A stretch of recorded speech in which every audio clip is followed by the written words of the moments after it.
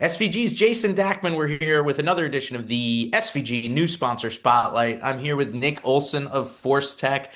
Nick, first and foremost, welcome to the SVG family, and thanks for taking the time today. Yeah, thanks for having me. Appreciate it. So, for those that aren't familiar, tell us a little bit about Force.Tech. Certainly, the integration business is an intriguing business right now as technology seems to evolve at a breakneck pace that's really hard to keep up with. So, integrators are more important than ever. In a general sense, what do you guys provide? Yeah, so Force.Tech's a really cool company, in my opinion. I have been at Force.Tech for 8 years now, and when I joined Force.Tech, I was a part of 10 other employees. Today, or back then, we were trying to do things at a national level in terms of quality. But we just, the company was founded in 2009. It was founded privately by our two owners, AJ and Jenny Fager. And the growth had to be very organic and slow, right? So 10 employees and doing as many great projects as we potentially could in the audio, video, lighting, and broadcast world, now to almost 90 employees today. And recently we're named as one of the fastest growing businesses in the Indianapolis metro area by the Indianapolis Business Journal. So it's been really cool to see the growth of the company. We are an audio, video, lighting, broadcast, and IT integrator. We kind of keep those things separate. Obviously, there's a lot of crossover between video and broadcast and IT, but they are separate in our minds. They interop with each other, but they're different. So that's what we do. We are a design build company. We will work on projects that are consultant spec, and we'll also design our own projects. Right. So yeah, that's pretty much us in a Very cool. nutshell. Excellent. All right. So, specific to sports, give us some examples of the work that you guys have done. Again, there's no shortage of sports in the Indianapolis area and across the United States. So, what are some cool projects you guys have worked on over the last year or two? Yeah, so we're a regional company, right? We've got three physical locations spread out throughout the Midwest. We like to say we're kind of like a Indiana and a Midwest Great Lakes company. We'll do work all across the United States, but we have a huge emphasis on support. So we've got a 24/7 support team, and we just can't support people on the East Coast and the West Coast well by being there in an hour or two, which we like to do. So we're doing a lot of projects right now throughout the Midwest, a lot of stadiums and arenas. Most of those are consultant spec, working with Salas O'Brien or WJHW on those projects. But and those have been fantastic projects for us. But two really cool projects that have stood out recently are both kind of design build, which there's great benefits to each process, right? And one of those is Fort Wayne Football Club in Fort Wayne, Indiana. They are a USL League One, so that's the third division soccer tier. We got to work directly with the owner of the team, Mark Music, who owns Ruoff Mortgage.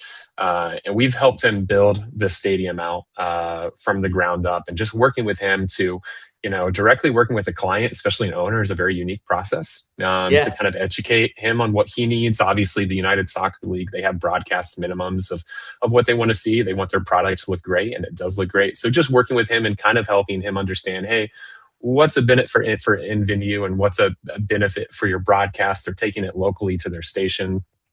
And obviously, we're just seeing this big soccer boom right now in the U.S., especially with the World Cup being here, right?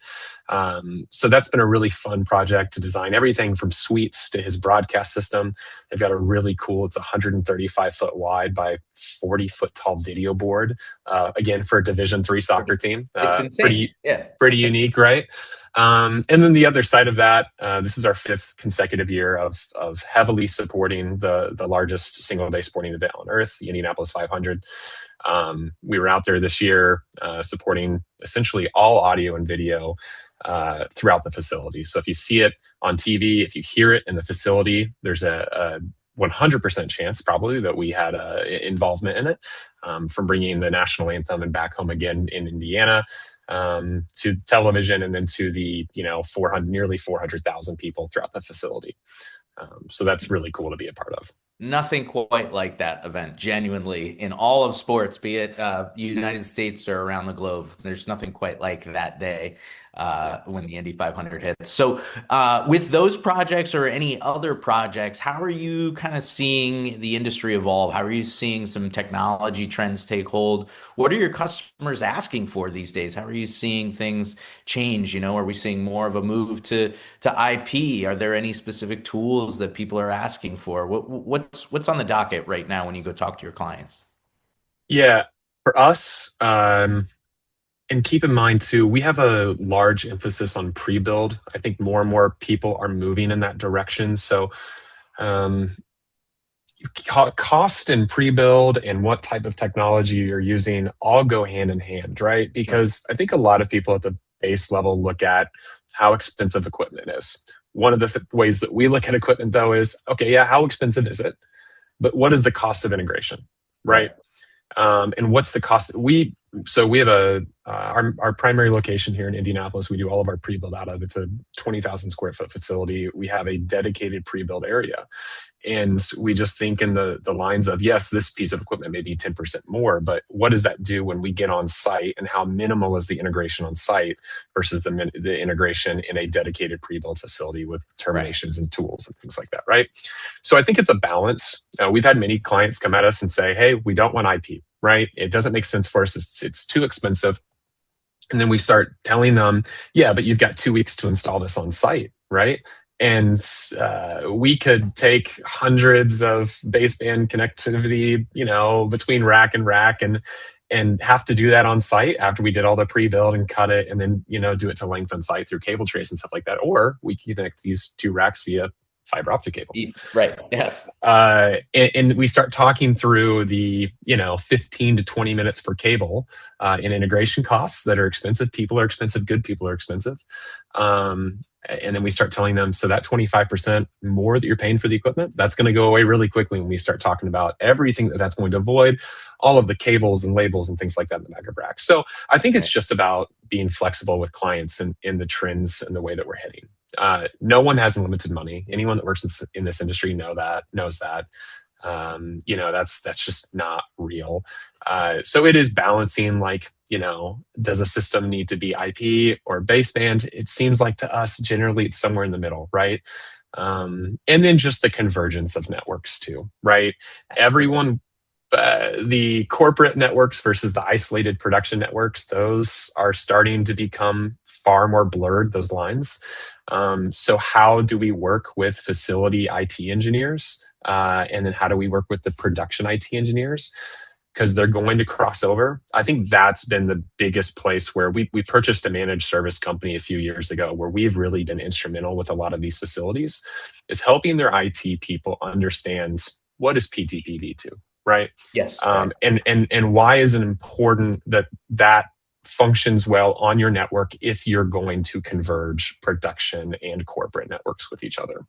I think that's probably been the biggest area where we've been beneficial to our clients in exploring as we go progressively more IP, is just the convergence of the two systems with each other, and how at the end of the day we can have a functional and happy IT team and technology team. And a Right. technology team, right? And it enables organic growth moving forward as opposed to these two kind of silos, the way that maybe it would have been like in the past, for sure.